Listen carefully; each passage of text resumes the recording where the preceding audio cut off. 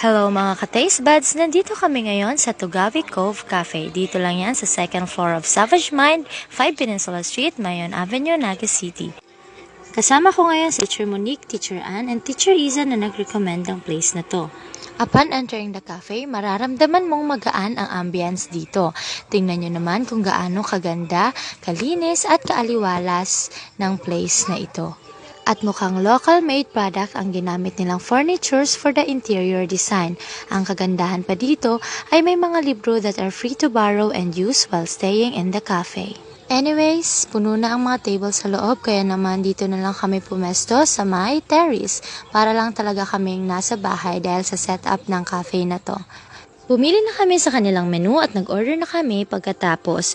Bukod sa maganda ang place na to, hindi rin iinit ang ulo mo dahil mababait at polite ang kanilang mga staff.